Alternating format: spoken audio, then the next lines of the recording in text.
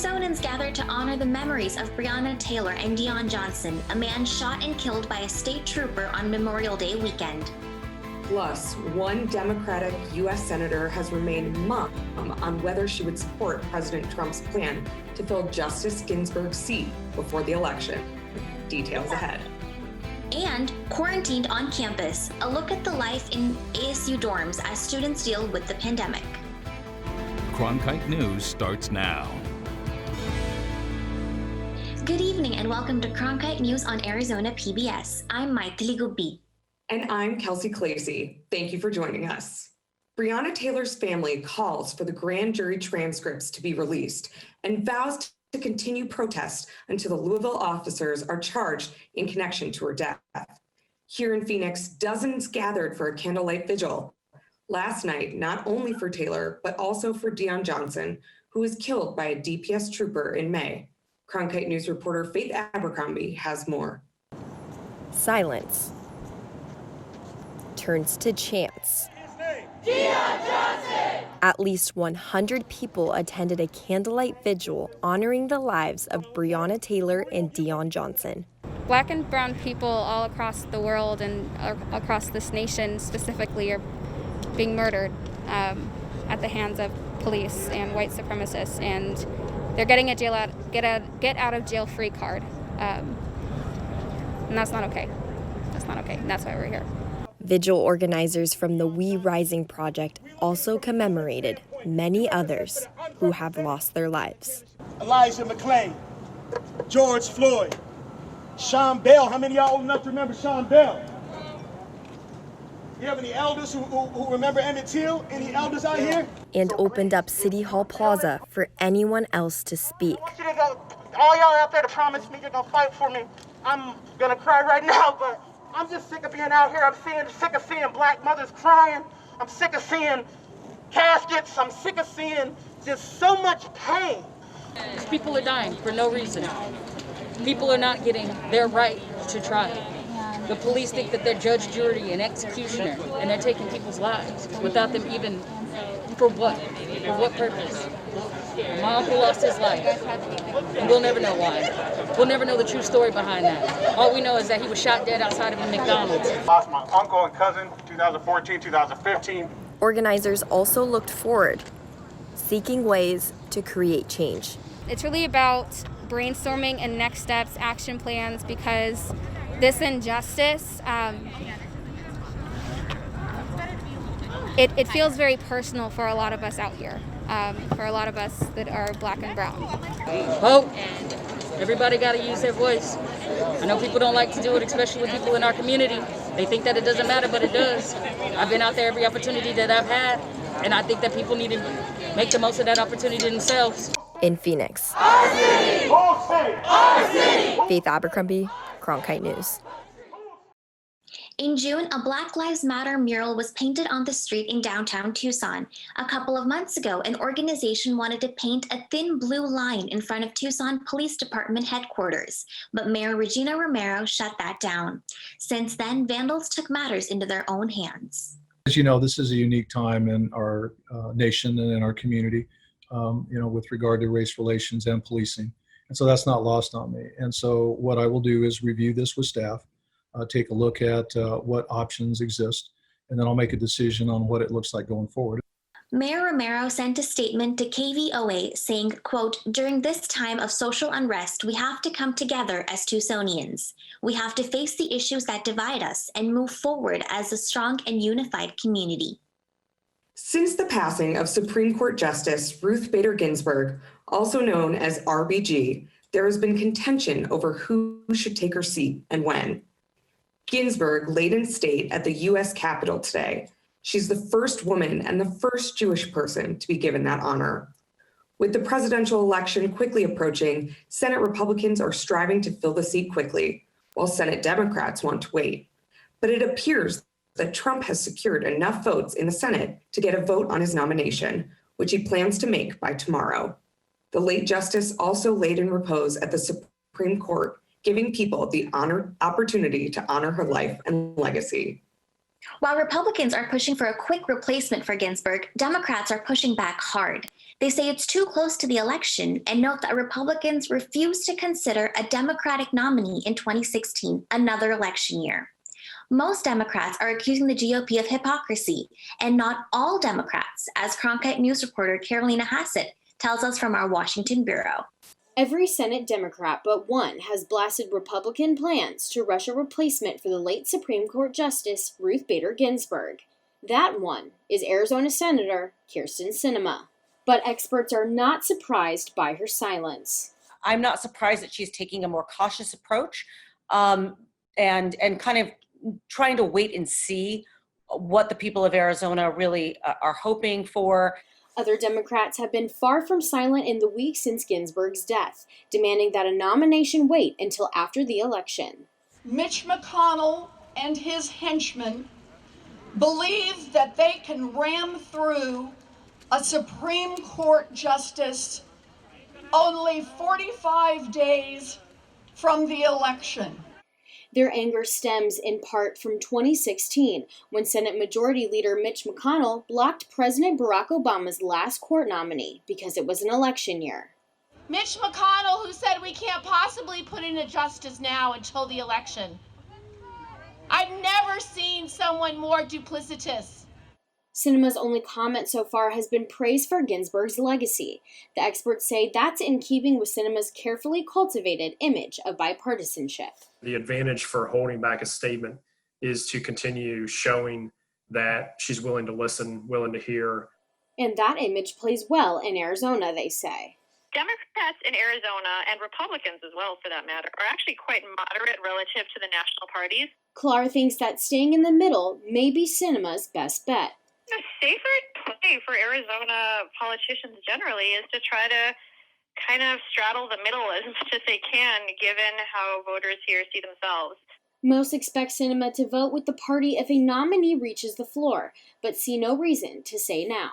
You protect yourself from that kind of criticism if you don't weigh in to begin with. And it would run counter to her first 2 years in the Senate, Best says. I think it tracks with sort of her record of sort of a quasi-maverick type record. In Washington, Carolina Hassett, Cronkite News. Senator Sinema and her office have denied to comment on her decision at this time. Again, President Trump is expected to announce his court nominee Saturday. Governor Doug Ducey held a news conference yesterday afternoon discussing COVID-19 and the 3 state universities helping to combat it. Arizona, ASU, and NAU presidents were all there. Arizona's progress to combat the coronavirus would not be possible without the partnerships we've forged along the way, with possibly none being more important than those with our universities. The governor went on to say the universities have adapted to the changing environment while keeping students engaged and learning. He also discussed the innovative ways all 3 colleges are making strides, not only for Arizona, but for the country to combat the virus. Ducey said, quote, Arizona's universities are proving once again why they are some of the finest in the world today. College students across the country are battling contracting the virus, especially those who are living on campus. But what happens if a student is exposed or tests positive for COVID-19 while in the dorms? On-campus learning means strict protocols in campus buildings and dormitories. That's what ASU's been doing since reopening its doors for the new school year. ASU President Michael Crow stated in a Zoom conference recently that the school feels confident that their COVID-19 plan will work in keeping students living in dorms safe and healthy. A small fraction of our students live in our residence halls, and so we pay special attention to those students. Because they are together and because they are adults, young adults living in our facilities, we pay special attention to those students. However, ASU students have spoken out on the TikTok app through videos. They claim they've been poorly treated by ASU specifically when it comes to meals.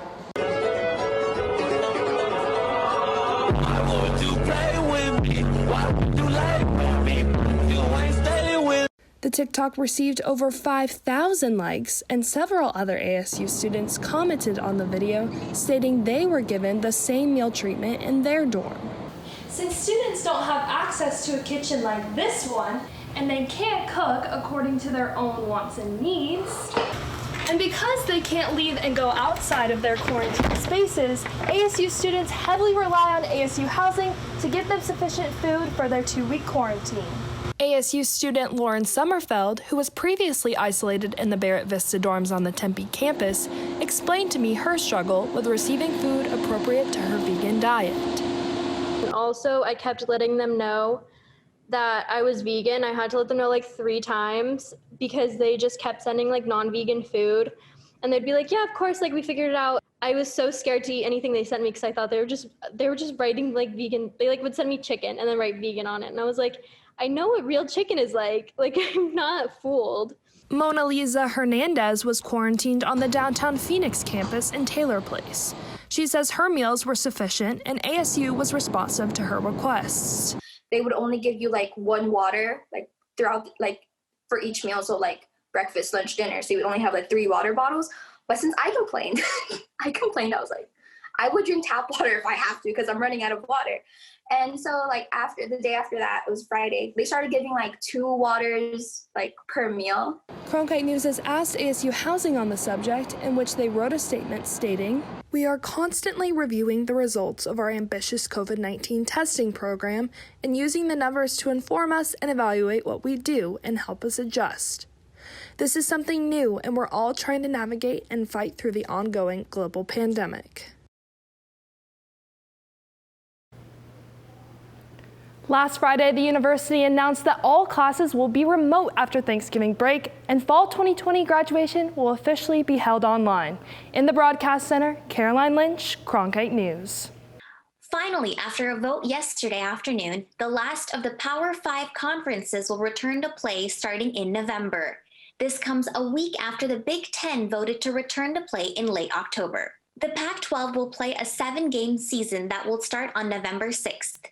No fans will be allowed in stadiums. The issue will be revisited in January. Returning to play does not guarantee a spot in the college football playoffs, but it does mean the conference will get paid. Last year, they were paid $66 million. Up next on Cronkite News, a crystal lagoon is coming to Glendale. Why city officials say the water park will do more than just provide entertainment. It will also be a big boost to the economy. This month in Passport, your on-demand library of the best of PBS. The storm will certainly cause huge damage. This is now a national emergency. I made a promise to the people, and I'm going to keep that promise. I'm going to open up the Royal Photo Album. It's a glimpse of life in the royal family as never before. These and other shows are available with Passport. Become a member of this PBS station, sign in, and start streaming today.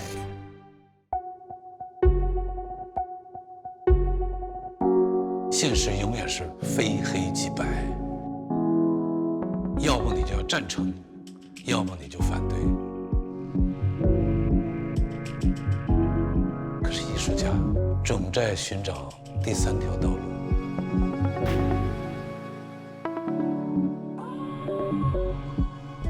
Friday night at 9 on Arizona PBS. Check out what's available now on PBS Passport, the on-demand streaming service for the best of Arizona PBS. All your favorites, like Masterpiece, Antiques Roadshow, great performances, and local shows like Arizona Horizon and Clayton Poor. And check out brand new shows and series before they air on Arizona PBS. Ready for you on your schedule when you want to watch. Thousands of hours of programming are waiting for you when you become a qualifying member of Arizona PBS. Sign in and start streaming today. From out of ancient Egypt comes the rise and fall of the pharaoh Akhenaten in the Met's premiere production of the hypnotic Philip Glass opera that keeps every ball in the air. Starring Anthony Roth Costanzo and Janae Bridges as Akhenaten and his queen, Nefertiti, and a chorus of jugglers. Don't miss this mesmerizing Akhenaten, only on Great Performances at the Met. Sunday at 9 on Arizona PBS. PBS, where the drama is on Sunday nights. Last Tango in Halifax. What are you doing? What would you think if I got married again? And Vandervault on Masterpiece. Omega 616. You want information? Why don't you beat me up? I know what you did. It stops here. Last Tango in Halifax and Vandervalk on Masterpiece. Sunday on Arizona PBS. 1,800 new jobs are coming to Glendale by 2022 in the form of an island resort that will be one of a kind on the West Coast. I talked to officials from the city to take you behind the scenes with the projected economic impact. This project particularly is sort of the bow on top of everything. Just off the Loop 101, Glendale is adding another attraction to their sports entertainment district. The Crystal Lagoons Island Resort will feature an 11-acre turquoise lagoon, the world's largest helium balloon, and a boardwalk of shops. It is going to be something that has never been offered before in this country or even obviously in the state of Arizona. This is part of a plan years in the making for Glendale, who refused to turn this land into single-family housing in order to become a one-of-a-kind destination. We wanted commercial, retail, and a retail experience. We wanted to bring people. We wanted to be an entertainment capital. And for the last many decades, we've been working towards that. And this project, I think, absolutely, unequivocally sets us apart in the nation. Here's video from the facility in Saudi Arabia. Back in Arizona, the resort will bring 1,800 jobs and an estimated $240 million in revenue to the city, according to a press release. It isn't the only construction project Glendale will be working on, though. Glendale alone, as one city in the valley, has more than 50% of all industrial square footage being constructed in the whole valley. We're only 5-ish% of the population, but we represent 50% of all industrial construction. With all of that development on the docket, Phelps has high expectations. Our goal internally is that we want to have, for every resident living in Glendale, at least 0.75 jobs in our community. So if we have 200,000 people living here, then I want to make sure we have 150,000 jobs. Phelps says Glendale is halfway to that mark, sitting at 0.38 jobs for every one resident currently. The resort is scheduled to finish in 2022, 1 year before Glendale hosts the Super Bowl and 2 years before the NCAA Men's Final Four returns to the Valley. That's it for Cronkite News tonight. Thank you for joining us. For top Arizona stories anytime, go to cronkitenews.azpbs.org.